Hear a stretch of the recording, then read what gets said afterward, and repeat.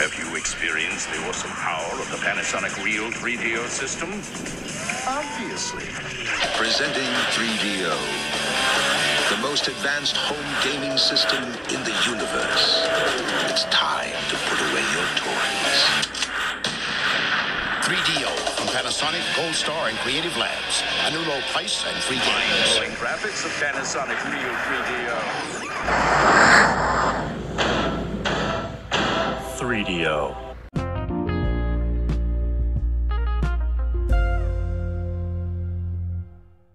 Hello, everybody, and welcome back to the 3DO Experience, the 3DO retrospective podcast where we talk about the 3DO console, the company behind it, and everything in between. I am Bill, and this is Threk. How you doing, Threk? Hello, Bill. Happy New Year. Happy New Year, audience. I'm doing okay. This morning, I fucked up my elbow because you ever do that thing where you go to sit down on the toilet, you think the seat's there, and the seat isn't there. It's just the bowl. And you try to catch yourself. And then as I was catching myself, my elbow smacked the kitchen sink, which is right next to the toilet. And it's better than it was, but it still hurts. But other than that, I'm doing okay. I'm doing all right. How are you, Bill? You having a decent 24 so far? We're not very far in, but how's it hanging? It's going fine. I got very drunk New Year's Eve. Alex wasn't impressed, and she just wanted to go to bed. You trying to impress her by getting drunk? What's wrong with you? I wasn't trying to impress her. She just wasn't impressed by my fucking shenanigans that happened. Because I got stupidly wasted and was laughing at Game Grumps more than I should have because we were just basically we decided not to do anything and we just hung out and watched crappy movies. And then once we ran out of crappy movies, we just put on YouTube, and Game Grumps ended up being what we watched. And like I old thought it was Game Grumps, new Game Grumps. What are we talking? Yeah, it was newer. They were playing some indie game called like Super Bunny Man, and I thought their playthrough was hilarious. I'm not sure if Alex did or not, but I thought it was great. See, I feel like Game Grumps haven't been funny in a long time. I don't know. I try to rewatch it, or like a lot of the older stuff still hits, right? Especially like the early Dan era stuff. But Yeah. it just now, I don't know. It feels too much like a business, if that makes any sense. Like I don't know, man. The game they were playing is like one of those like indie games that's like ultra frustrating. Like you're gonna die a lot. So I was just, the shit that was happening to them in the game, I think like brought the funny out in them again. Because there'd be like points where like they were just getting exasperated trying to get through the level. Like they'd be like doing great, and one of them would just fuck up and die, and they'd be like, "Great, thanks, Dan," or like, "Thanks, Aaron." Just fun shit like that.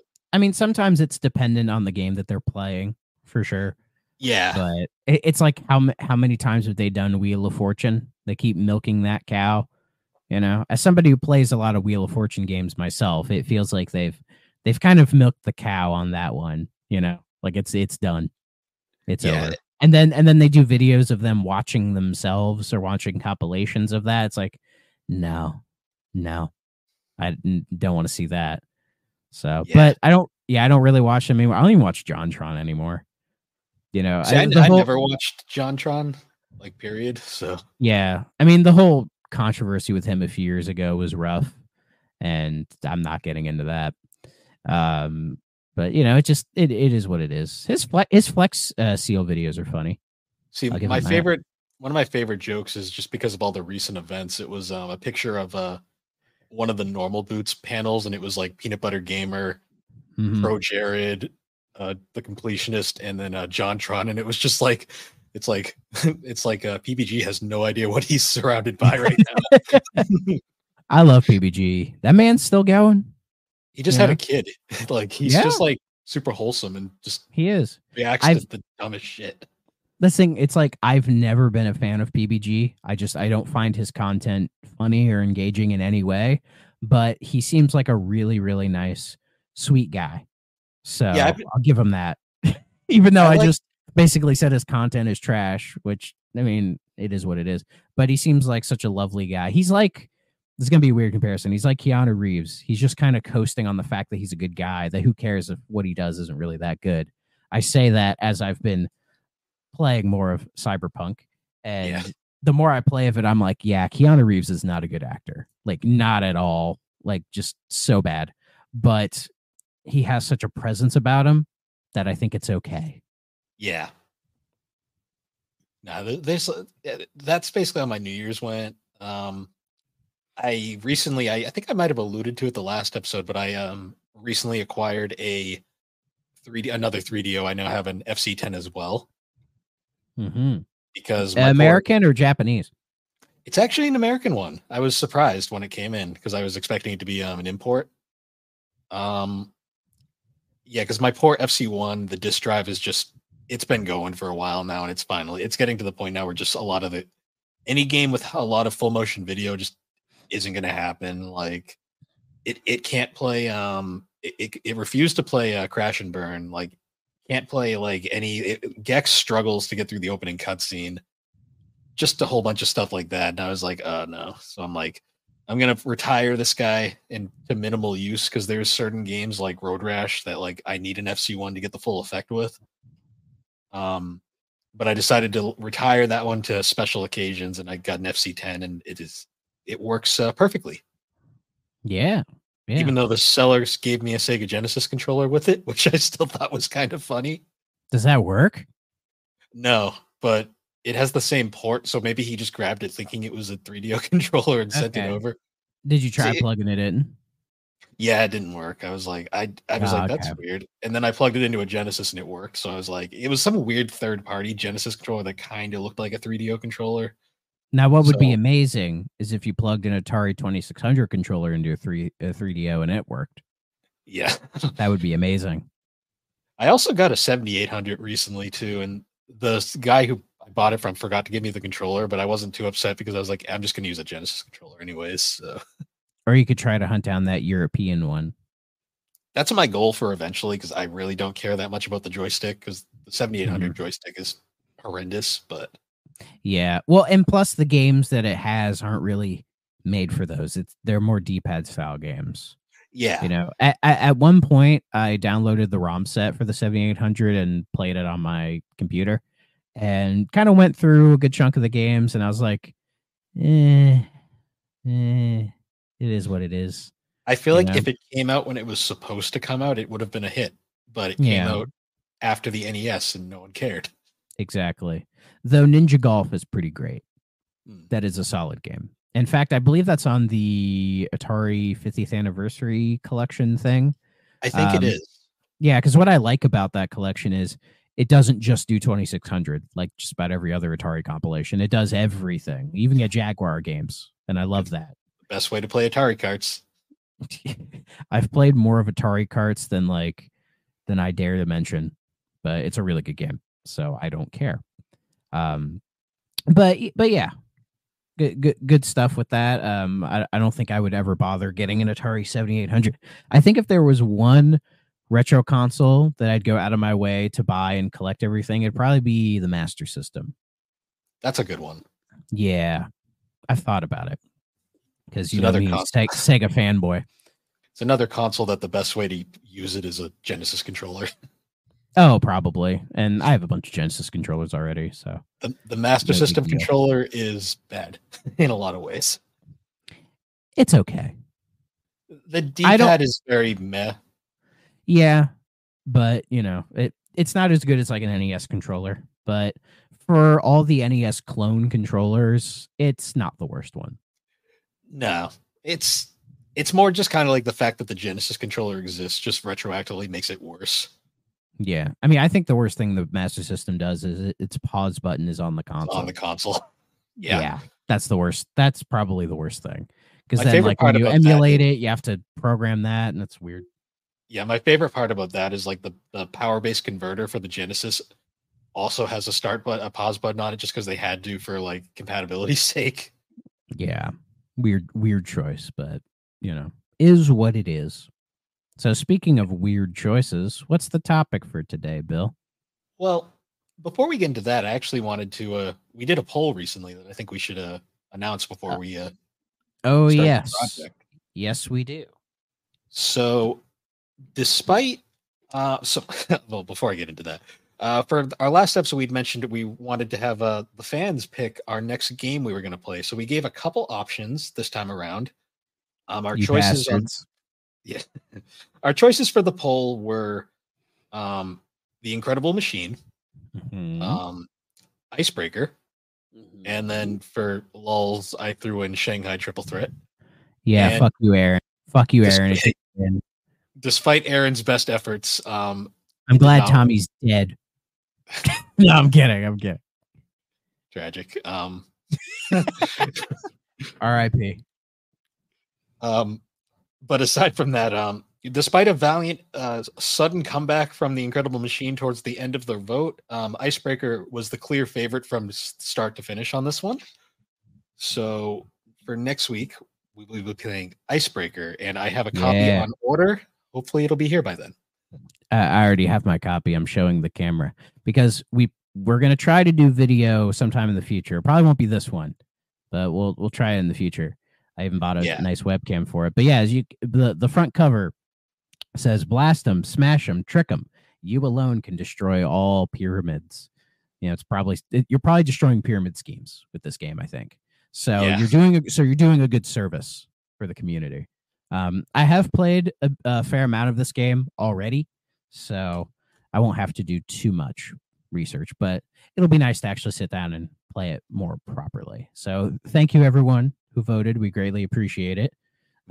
We thankfully didn't have to review a fucking Mahjong game and try to make that an hour. So hopefully there'll be enough material to talk about Icebreaker. I imagine the people who voted on that were probably like the other 3DO content creators out there, because Icebreaker is one of those more kind of notable 3DO games. That would be my guess. It's one of the ones that you always see in the compilations of like gameplay for the Yeah. console. Yeah, because it looks cool. Mm. You know, I really wanted to get a long box for it, but it was too expensive, so I just went with the jewel case. Yeah, same. And having the jewel case helps because because it has on the back a nice like diagram of all the different colors and everything. But we'll go into that next week, everybody. I did also, while I was purchasing that, I also found a long box copy of The Incredible Machine, so that will also be coming in eventually, and we'll probably be covering that one shortly at some point as well. Let me grab it. There it is. Look at that beat. Oh yeah. I have a lot of things to say about The Incredible Machine, but you guys didn't vote on it, so I'm not saying a word. Yeah, we'll get to it eventually. But yeah, for this episode though, we won't be covering a game per se for the console. Instead, we're going to be talking about the 3DO's most interesting feature in the fact that, as we've stated before, the 3DO was not standard in any way imaginable, and you could pretty much make whatever you wanted for it. So the 3DO has a lot of different controllers that were available for it, and there's a lot to say about them, let's just say. Yes, there is. So I kind of left this up to you to like kind of go through what controllers you wanted to discuss. I kind of found a bunch just by browsing the web that I felt like would be interesting to talk about. So I don't know if you wanted to like try like back and forth maybe, or like just kind of go through some of the notable ones. Or well, I think we can start with the one I have actual experience with, which is the standard Panasonic FZ10 controller that came with mine. I have yet to buy another 3DO controller. So the basic 3DO controller that comes with the system is on the surface quite simple, really. It's essentially a Sega Genesis controller with some SNES stuff on top. And I always like to call it like the bastard love child of a Super Nintendo and Genesis controller. In a weird way, because it goes for that kind of curved look that like the Sega Genesis controller has. It has the A, B, and C buttons kind of lined up in a line. Weirdly enough, I find the buttons here more comfortable, probably because they're smaller, so you don't have to hop your thumb around. And then the B button right in the middle has a nice divot in the center, so you can kind of keep track. Like if you've ever noticed with computer keyboards, J and F have that little raised line, so you know where your hand should be, which is very cute. You got your D-pad over here, which is it's no Sega Genesis D-pad. I can safely say that. That thing is a thing of beauty. This thing is okay. Nice thing I can say about it. You have the P and X buttons down here, but on this version of the controller, they're little rubber dots for some reason, and they work like TV remote buttons essentially. And then you have L and R on the top, which are okay, but some games don't even really use them. But probably the most unique thing about the 3DO controller is this other little port that is on top of the controller that you see it and you're thinking, what the hell is that? So the original 3DO, or all models of the 3DO, only have one controller port. I'm still not sure why they decided to do that. So they give you the second controller port on the controller so you can plug it in, and then you can sort of daisy chain, if I could do this correctly, you can then like daisy chain all your controllers together, which and it is works like, up to 16 controllers, I've heard. Yeah, which is and it's absurd. It seems like something that was like somebody threw that out in the boardroom is like, that's an idea, and it is an idea, but I feel like it's a weird idea that they only pursued to give it something different, because there's really no reason for it. You know what I mean? My theory is it was either them trying to be innovative for no reason, or it was part of the system's universal like standard design where they wanted every system, despite manufacturer, to be basically the same. So they just kind of standardized it as the one controller port per console. And then their way of getting around that was the daisy chaining method. And that way, like no matter what console you had, like everything would still be compatible in a sense. But they could have standardized 2 controller ports. Yeah. I feel like they were like, it might also have been a cost cutting method for all we know. Maybe. Because what old game console doesn't have 2 controller ports? Like even the Atari 2600 has 2 controller ports on it. The only other notable console I can think of off the top of my head is the TurboGrafx 16, which also only had 1 controller port. You would have to buy a what is essentially an early version of like the Switch, like GameCube, the Wii U GameCube controller adapter, where you would essentially plug it in. It would give you like 5 slots out of the 1 controller port. Oh, like the PlayStation multi-tap. Yeah, it was essentially you had to the NES 4 score. Yep, or the Genesis had one as well. Basically, it was just an adapter to get around the 1 controller port on the console. Yeah, because very few games had more than 2-player multiplayer at that time. Yes. One fun quirk though about the daisy chaining is like I think we've alluded to this in previous episodes, but like it leads to some funny situations where like say you're playing a multiplayer game and you're player 1, and say player 2 pisses you off or something, you can just unplug him. Yeah, and in the process also screw over players 3, 4, or 5 up to 16. Yeah, it just seems like it's like it's trying to be efficient and give it like a quirk, but people just always point to it and think that's weird. Why did they do that? I'm sure it works just fine, but so in my experience, I've only played up to 2 players, but like it works fine. It's amazing that the 3DO has enough power to power that many controllers out of 1 port. Another thing that's interesting about the standard 3DO controller is it's the same controller that was also released for the FC1, minus the headphone jack has been removed, probably a cost-saving measure. Oh yeah, I forgot the original had a headphone jack, and I believe the P and X or Start and Select were like little like lines like the NES controllers were. Yeah. It was like that. And what was funny about the headphone jack was it didn't actually mute the game, so you'd have to mute the TV separately to use the headphones properly. That's so weird. Like I've never used the headphone jack on the Sega Genesis, for example, like the Model 1. I remember as a kid thinking that was a weird feature to have, but nowadays as an adult, it's like, oh, that's actually kind of brilliant. Well, yeah, that's how you get stereo audio out of it. True. But yeah, and then I believe also the Sanyo 3DO used the same controller.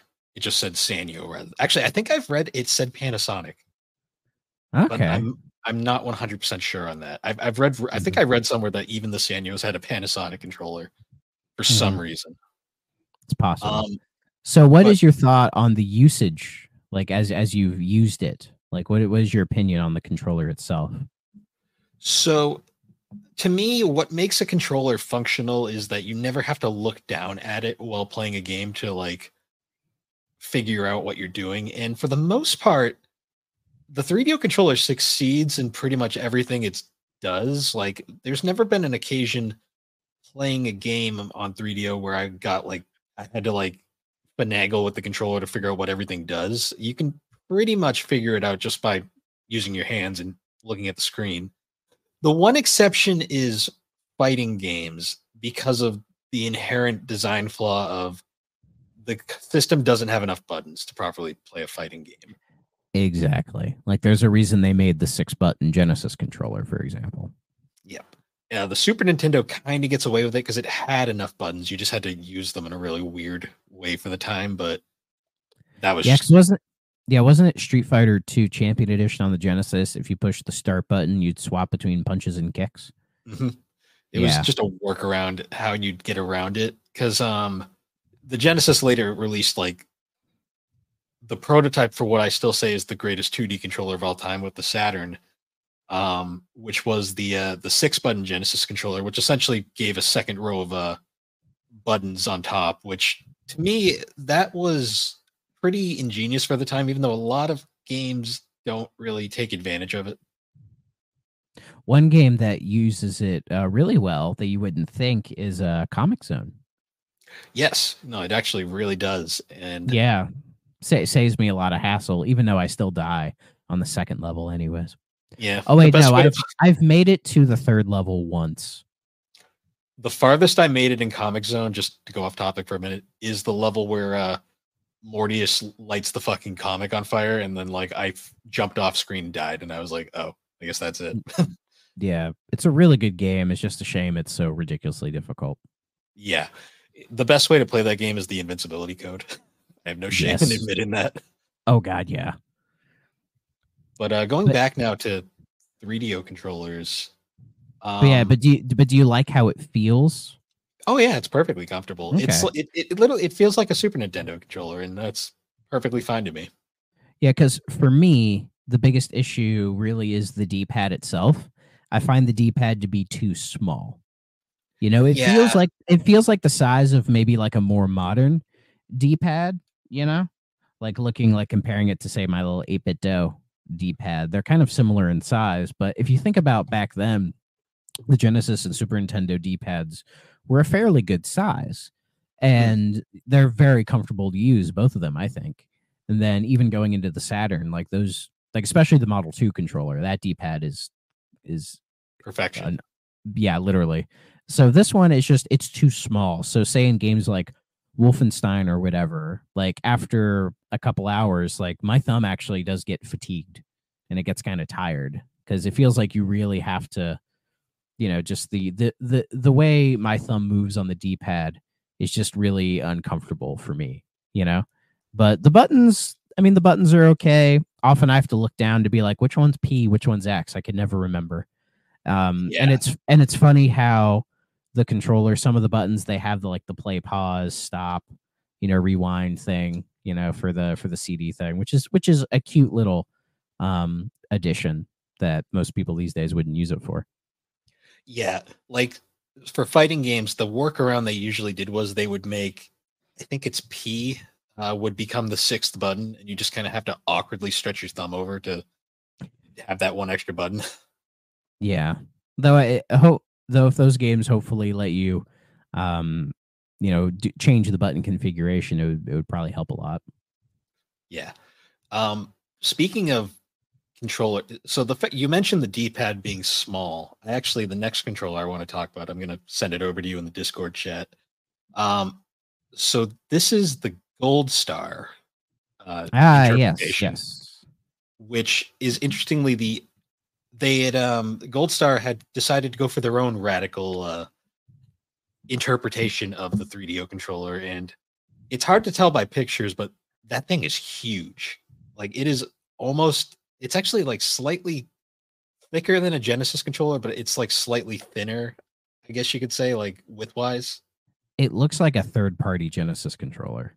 Yeah, it is massive. The buttons are not as great. The D-pad is huge, but feels super cheap. It looks as stiff as like a gas station button. Yeah, it's not great. I do actually own one of these. I should have grabbed it, but it's in storage somewhere. I forgot to dig it out. Yeah, and then those like shoulder buttons are like chonkers on the top of it. Yeah, ironically, they're probably the least offensive part of this controller. Like they just kind of exist. Like they're not good, but they're not like Saturn Model 1, like where they just don't work. Yeah, and it's like, why are the buttons angled like in like the worst way possible? You know, because the way you're holding it, your thumb is going to naturally go, you know, to the, you know, bottom right to upper left, right? That's where your thumb's going to naturally lay on a controller. So who the fuck decided, oh, let's have the buttons face the opposite direction? Yeah, it's like literally, it's like the meme. It's like, here's my homework, but change it just enough so that you don't get in trouble. It kinda, because at least with the Panasonic one, you can rest your thumb on B, and then you could just kind of rock it over to C and A when you need it. You know what I mean? Like there's not a huge amount of movement. Whereas with that one, it just looks ridiculous. Like it feels like they were thinking, oh, if we put them in, you know, aligned with the thumb, everyone's just going to push all the buttons at once or something like that. But no. No. Yeah. Gold Star. So one of my goals for eventually is I want to track down a Gold Star 3DO because they're pieces of shit, but apparently they're kind of cool at the same time as well. Yeah. And I'd like to just like see, because apparently everything about the console just feels cheap in comparison. Oh, I believe it. But other than that, there's a Mad Catz 3DO controller. Oh, I'm sure there is. Yeah, I'll send you a picture of it. And when you do that, I'm going to send you another controller. This one's probably one of the most famous third-party controllers. Oh yeah, I've seen that one. Yeah, it says Mad Catz right on there. Oh, I have that in my my selection. So actually, we'll talk about that one now. Is it mediocre like everything Mad Catz? It, you know, honestly, it looks. So I've obviously never used one of these personally, but it looks fine. Probably feels really cheap. It's got a whole Mad Catz controller. It's got an array of 6 turbo buttons. Every button is a turbo button. Excuse me. Every button is a turbo button. So what I find really interesting is this controller is set up. So if anyone wants to like play along, you can easily just look up Mad Catz 3DO controller. You'll find this thing. Or you can go to the website I'm using, which is archive3do.com/controllers-2. Okay. That also works as well. Because then you can look at that. I might include that in the description for the video. Yeah, they have a flight stick. Oh yeah, we'll be talking about that. So one thing that's really interesting about this controller is its layout is bizarre. So they did they tried to do the fighting game configuration of 6 buttons, and I noticed they got A, B, and C down there. They also have L, R, and P.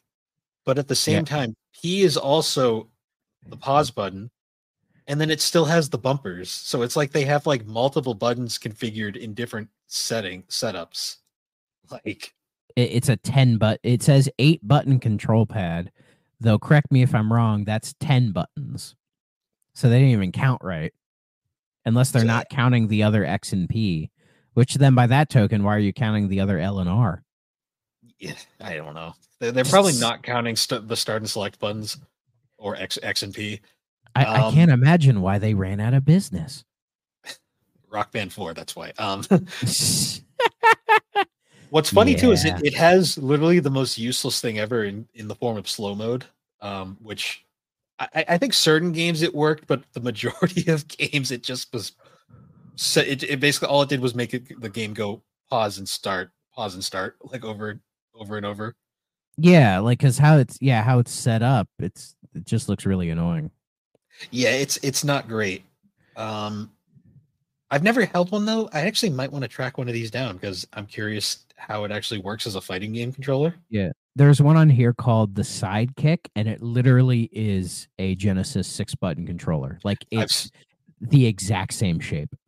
I've seen, I think I know which one you're talking about. The one I'm going to send you next, though, is actually designed for fighting games. And it's one of the more well-known and also bizarrest looking controllers of all time. I think I know the one. That is the Capcom fighting game controller. Because I really want to get this. I'm looking for one. I have not ever seen one like cheap. That's the problem. I've seen them on eBay here and there, and yeah, they are pricey. Like, didn't Capcom make this? Yes, because they knew for a fact playing. So that's the biggest tragedy of all time is Street Fighter 2 on the 3DO is until the Arcade Perfect ports came out years later. This was notably the best version of Street Fighter 2 on a console for a long period of time. Yeah. The problem was it had. Here's one from Japan. 61.75 plus $20 shipping, and it's from Japan. It says it works. I mean, system's region free altogether, so I bet it works. But all right, I may grab this then. Go for it, because I need to hold this thing in my hand because it looks so bizarre, but yet from what I've heard from people, it's actually like really comfortable. So to best describe this controller, it looks like they cut a GameCube controller in half and then melted it in the sun. And then that's what was left. Honestly, it looks like the D-pad half looks like a flight stick. Like that's probably how you hold it. And then they just kind of put like a jelly bean with buttons right next to it. So it's like it looks like you're like, how do I hold this thing? But I imagine when you have one in your hands, it's like, oh, that actually makes sense. You know what it kind of reminds me of? If there was like the traditional arcade joystick where the D-pad is. Sorry to interrupt. They only have one. The sale ends in like 4 hours, so I think I need to. If I want to do this, I need to make the plunge. What I was going to say though is, if you were to put like an arcade style joystick where the D-pad is, it actually kind of looks like an arcade cabinet setup. Like those buttons remind me a lot of the ones you'd see on an old arcade like setup. Yeah, it does. It's, from what I've heard, it is extremely comfortable. Like Capcom actually designed this thing to play Street Fighter, essentially. Yeah. So it says I should get this by the end of the month. Because Japan. So probably when I get it, I'm going to forget I get it. But anyways, so yeah, the Street Fighter 2 episode will be much later. Yeah, we'll get to that. I might try to find one of these alternative options that supposedly also works. Yeah. Well, and also Street Fighter 2 Turbo is expensive on here as well. Yeah, it shot up a lot recently. Yeah, because it's like a really good version. So there's a retro store that has a copy. I'll go see how much it is, and I'll let you know.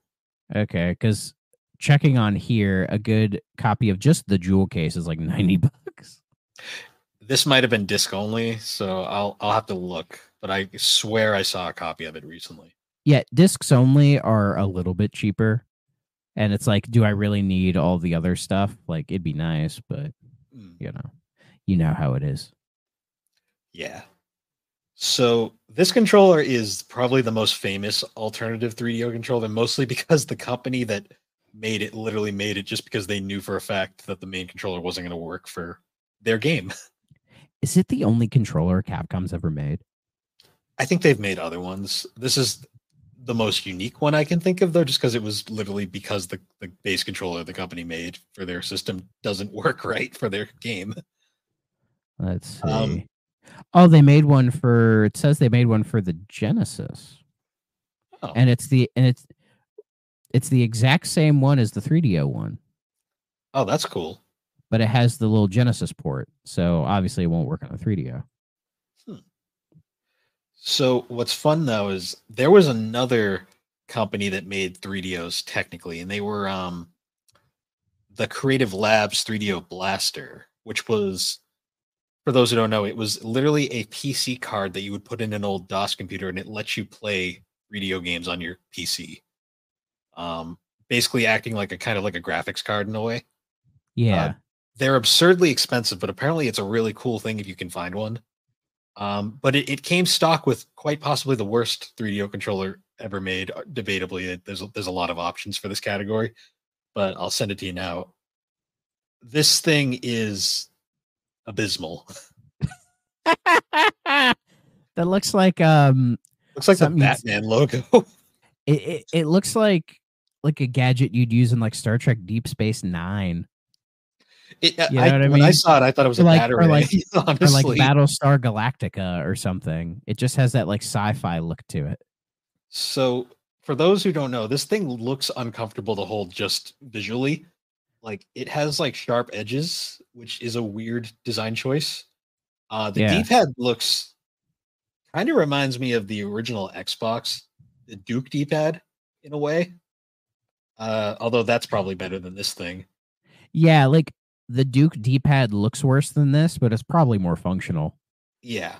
And then the buttons, why are they lined up like that? Like And it's just They're a triangle, if you're curious, everybody. B is on the top in the center, and then below it is A and C like that. Which, yeah, like that's some Illuminati shit, and it just looks like just the worst idea. Like if there was a D at the bottom of it and it made the traditional diamond, it would be fine. So the problem too with this is also the way this picture is angled. I can't see the triggers or the bumpers, so I'm not even sure if they're there. I assume they are, but who knows? Let's see. Oh, here's yeah. Oh, here's I found on that Archive 3DO. There is another picture of it from a different angle, so you can get a better look at that awful D-pad, but you can't see the shoulder buttons. Huh? They've got to So- be there. 'cause there's a box, and the box shows the thing here. Let me just show you, so you see what I mean. Because if that is what the shoulder button looks like, oh my god! Like, if oh you, no, you can okay, kind of see it. Yeah, So there's a YouTuber named Lazy Game Reviews. He actually reviewed the 3DO Blaster, and he used this controller during it, and it's coming back to me now. That is the shoulder button, and it's not good. it's just like a normal button that you Yeah. put on the shoulder. Like they took that too seriously. I like how it's called the 3DO Speed Pad. What? Yeah, you have to do speed to like this, To figure it out. basically. And I see some like more, but anyways, I see more like fighting sticks, like traditional fighting sticks. There's one that, oh my god, it's it has like, it's a third party pad, but it has like the little screw in joystick in the middle of a D-pad, you know? Yes, I think I know which one you're talking about. Yeah, and it's like, why? Like That was a thing that companies like did for a while there. Like I remember the they're like, it gives you the feel of a joystick, and it's like, no, it does not. It's a D-pad. there's like that one CDI controller that has that fucking stick sticking out of it, and it's like this is terrible. Yeah, but at least with this 3DO one, it hopefully it's like a screw-in one, because that's what it looks like, but I have no idea. That's like, what the yeah, But it Atari doesn't give you the 78 feel of a joystick. It's so stupid. That's what the Atari 7800 controller did. It had the option to screw in one of those things. Oh, like the weird European Yeah, D-pad one. Yeah, because the one they had was like an actual joystick with the two buttons on the side, and you hold it like it's like it's your dick or something. yeah. It's such a weird design choice. Yeah. I sent you one of the fight sticks, and it's not a bad design, but it's also I mean, just a fight. It's a fight stick.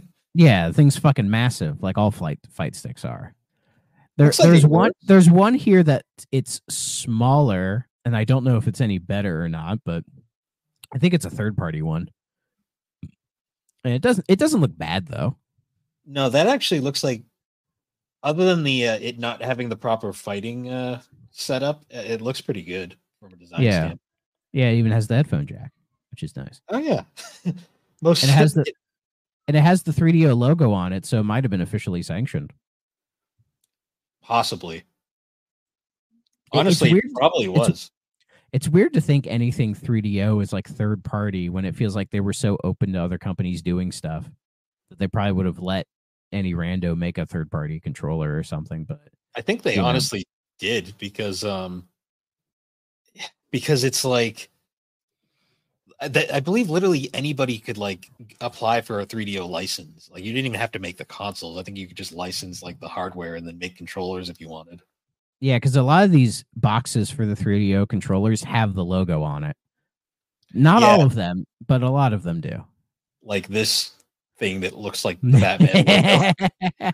Yeah, that looks like the Batman logo. Apparently, it's so thick. Yeah. No reason. Yeah. I'm sure you know this, but apparently there was a 3DO mouse. Yes. Yeah. And I'm trying to think what fucking game would use the 3DO mouse. Good question. I'll have to look into that, honestly. Yeah, there's no Mario Paint on here. Well, to be fair, the Incredible Machine, I feel like that was also a PC game. So, and when I've played of it, I'm like, oh yeah, this could work with a mouse, no problem. But is that version programmed to use the mouse? I have no idea. Maybe some of the FMV games, possibly. Maybe. But let's be honest, the best controller for this console is I'm gonna send it to you. Is this guy right here? The revolver, the bright orange revolver.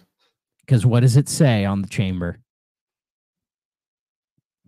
American game gun. Yeah, American Laser Games game gun.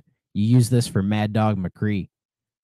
Mad Dog McCree and Crime Patrol. They also did Crime Patrol. See, this is like post NES, so like all the guns are like painted bright orange and like look at nothing like a gun. But it still is shaped like a revolver. Yeah. Whereas if they did this now, it wouldn't look like a gun. It would just look like it would look like a Nerf gun. It would look like the Sega like phaser gun that they had.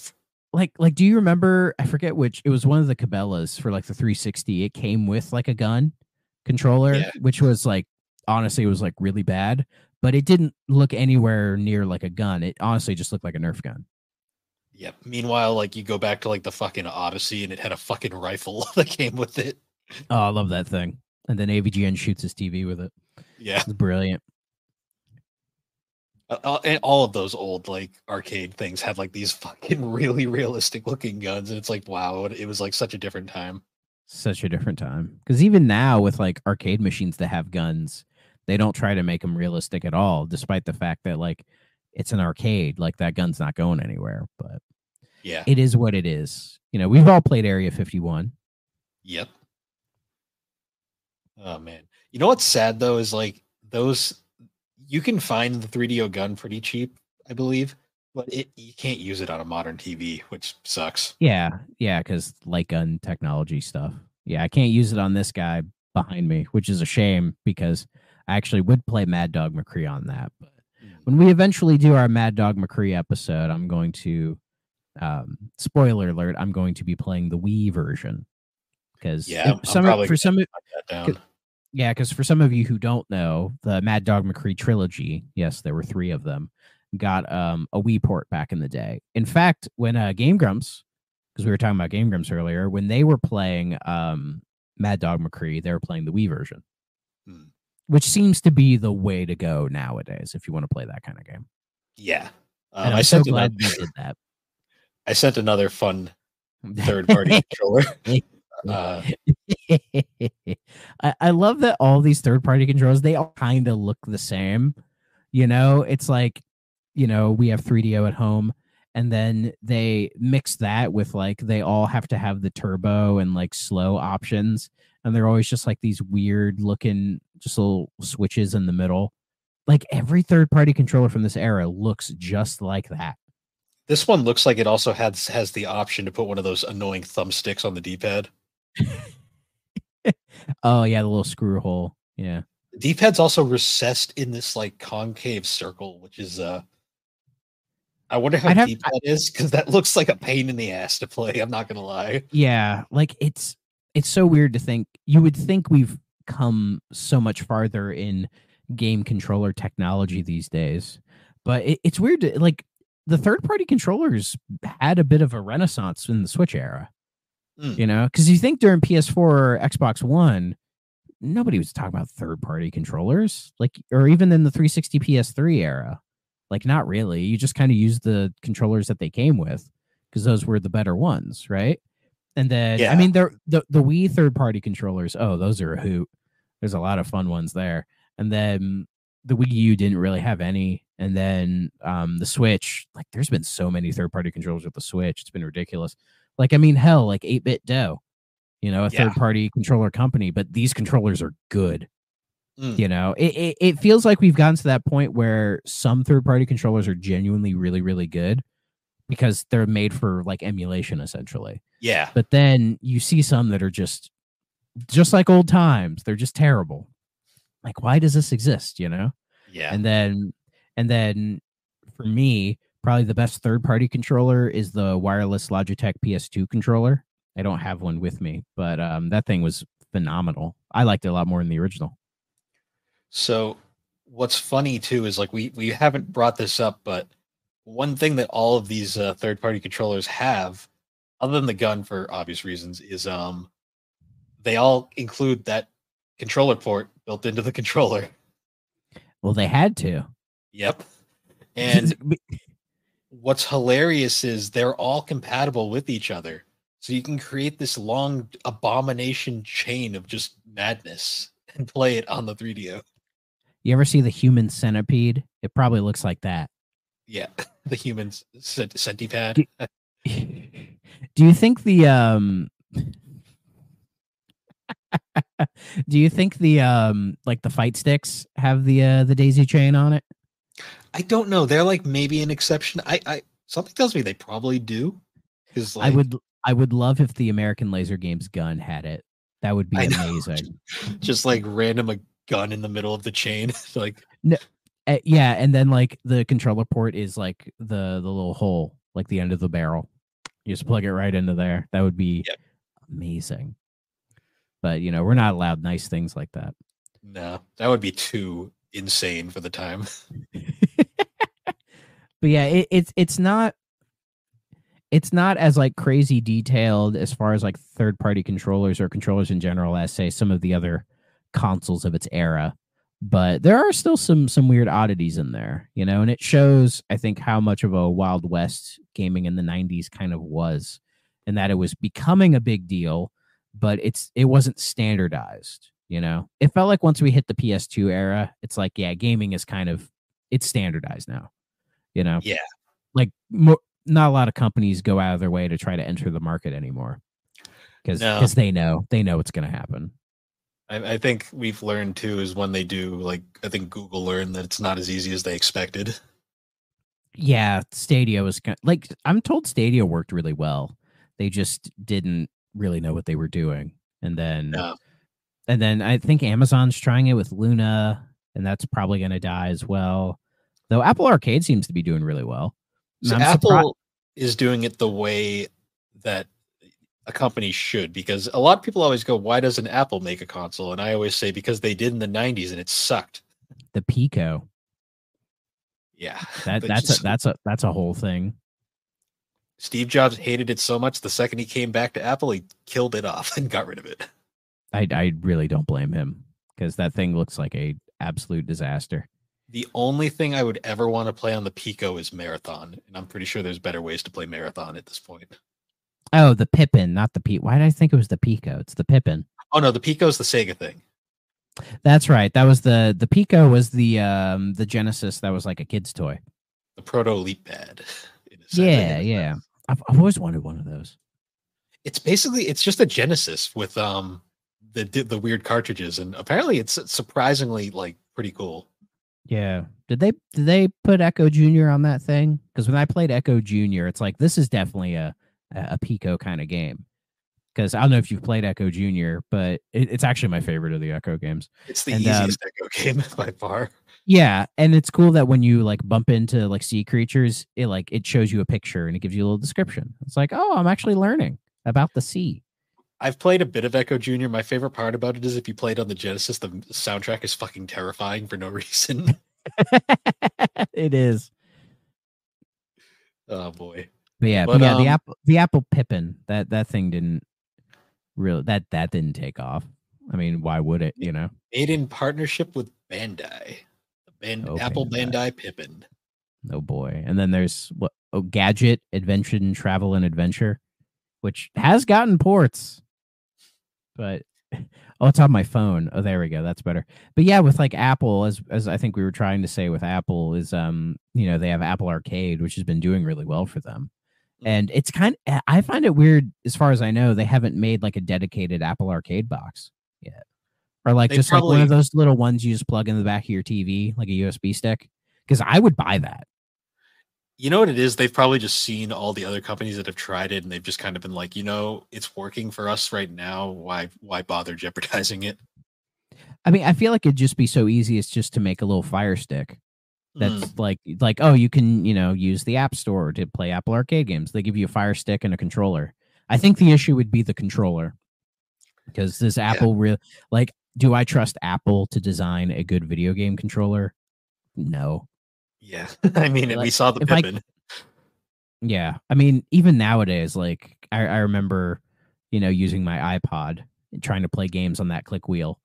That didn't really work out too well. No. Like if I could Bluetooth like my Series X controller to it, then I'd probably be just fine. Yeah. Like you can do on a phone, kind of. Yeah, exactly. Because that seems to be the biggest issue with gaming in a lot of ways, is that like the controller seems to be from what I've gathered, the hurdle for like some casual people. I'm sure you've had that scenario where you give somebody who doesn't really play video games, you give them a controller, right? And then they look at it and they're like, what is this? Yeah. It's like this just conglomerate of sticks and buttons. And it's like, what do I do with this thing? But like for us, we know this. Like this is nothing.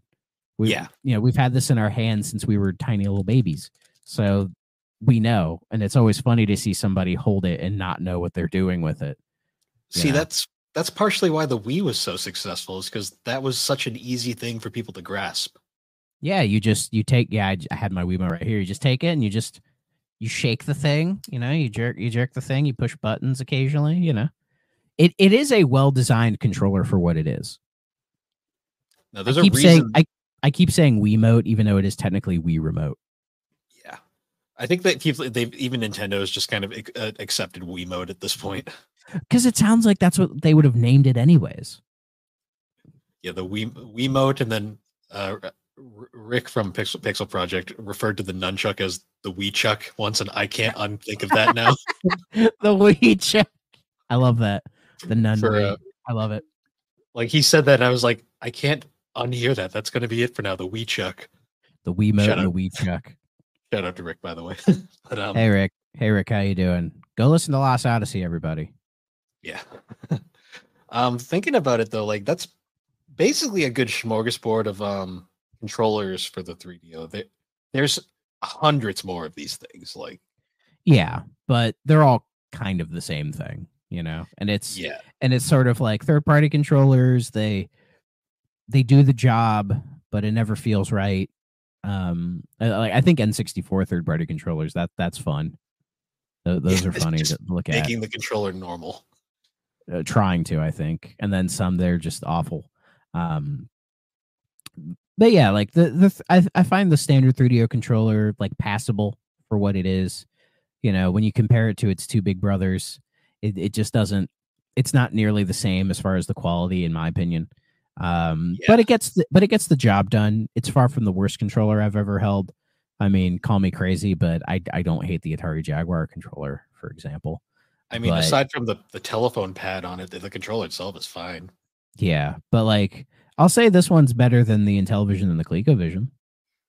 Yeah, I can safely say that. It's better than the CDI controllers, plural. Oh yeah. Oh god. I don't think I've ever seen a CDI in person. I saw one at a convention that was about it. It wasn't even the Philips one. It was the Magnavox one that actually looks like a video game console. Oh yeah, I've seen that one. That's like the top loader. Yeah, I've seen that Yeah. one. Yeah, The one that kind of it looks like you had an AI generate a video game console. yeah, it's very basic standard. I've seen one of those in real life. That's about it. I've never seen one of the fucking VCR looking CDIs ever. The massive beast. Yeah. Oh boy. I don't even think I'd want to collect CDI because like It's way too expensive. I've It's seen too the ex- prices. It is ridiculous. it's too expensive and there's like 3-4 games that are worth playing on it, and that's a stretch, the term worth playing, by the way. Yeah. Like the CDI probably has the one game I'd want to play on it is its version of Jeopardy. And it's because they actually got Alex Trebek to like do a bunch of like recorded footage of him, and he also reads off every clue, and there's like hundreds of clues in that game. So it's like the most involved Trebek has ever been in a Jeopardy video game, which is kind of impressive actually. Because it's not like, say, was it like the Wii 360 era where they had like that weird deformed Trebek that almost looked like a me, you know? Yeah. And then the modern ones are just like nothing, like the Ubisoft Jeopardy, you know? It's just kind of dull. My favorite is the Super Nintendo Jeopardy with the Jeopardy was Trebek, right? Yes. Where it's like his sprite pops up on screen and it like they animated the mouth flapping and it looks horrible. Yeah, I've seen that. Yeah, that's a classic one. Yeah, someone's selling a CDI tested with games for $200. That's actually not that bad. That's about what you get. That's about what a 3DO goes for. Well, the games they have with it are some bangers. Rand McNally's America U.S. Atlas, Pecos Bill, Compton's Interactive Encyclopedia, Tell Me Why 2, Textiles, Tell Me Why 1, and my personal favorite, How the Camel Got His Hump. But no Flowers of Robert Mapplethorpe. I actually really like Robert Mapplethorpe because, like, not to deviate from that, but it's funny that he has that CDI game about flowers, but if you actually look into his career, he's more known for shooting, like, New York BDSM scene in, like, the 80s, you know? I love that joke, joke where, I just love the AVGN joke where he hypes that up, like, every time he brings up the CDI, and then he finally played it on one of his Christmas episodes, and it's literally just flowers, and he's just like, he, like, doesn't know how to react to it. It's pleasant. Yeah, it's pretty funny, actually. It was a good joke. Yeah, it's so weird to think that, like, that guy also, the same guy who did all that other kind of BDSM stuff, you know? Yeah. But we're all multifaceted, aren't we? So I guess to wrap this up, though, I did want to mention, so obviously, like, it's funny how there's so many options for 3DO controllers, but in reality, the best option is the original one. Yes. The only exception I'd say is debatably the Capcom one, just because of how apparently it's tailor-made for fighting games. So I'm very curious. But aside from that one, most of the third-party ones are bad. Well, I did order one during the show, so when I get it, I'll let you all know how I feel about it. I'll probably just end up playing some games on it in general, just to see how it is. And then when I eventually get Street Fighter for it, then we'll play it properly. And who knows? Maybe I'll become a Street Fighter fan. Maybe. It's a very good port of Street Fighter. That's all I'll say. Oh, for sure. It's just I'm more of a Mortal Kombat guy when it comes to fighting games. That's fair. We'll be talking about a Mortal Kombat clone at some point as well. That's for sure. If you were saying they secretly ported Mortal Kombat to this thing, I would have lost it. I think they were. It was Mortal Kombat 2. Mortal Kombat 2 is in the process right now. I believe it's pretty close. There's a homebrew version, but well, I thought they were like legit trying to do it.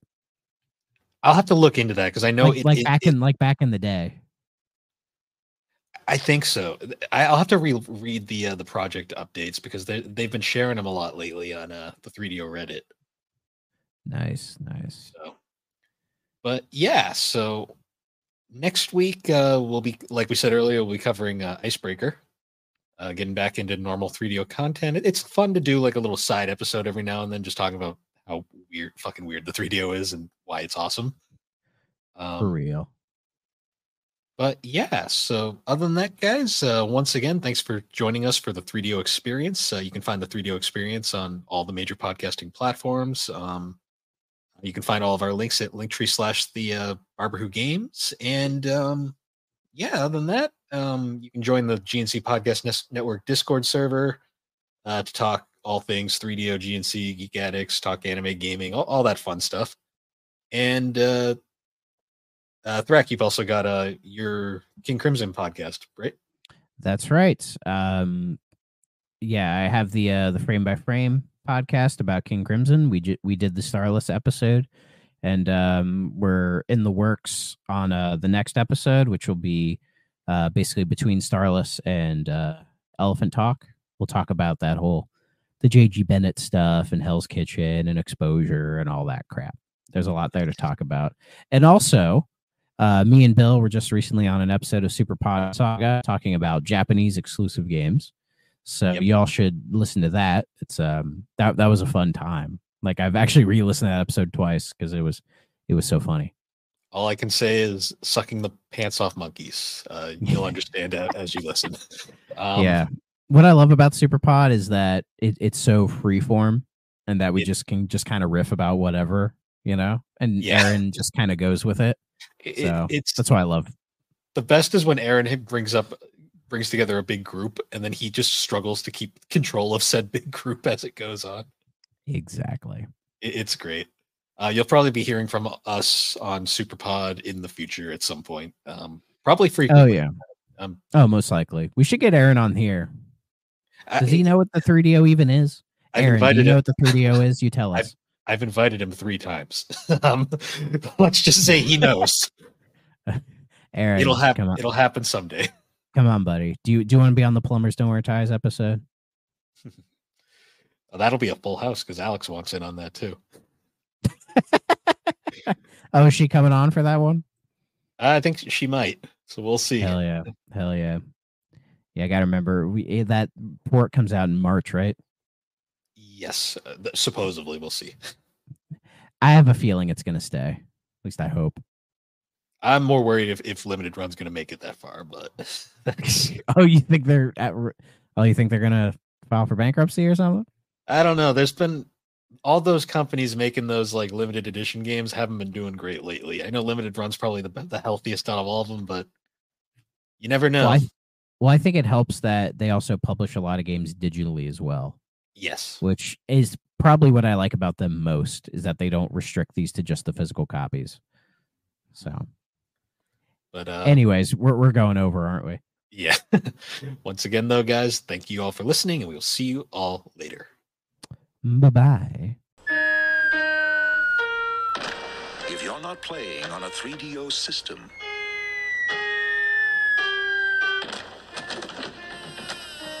what are you playing with?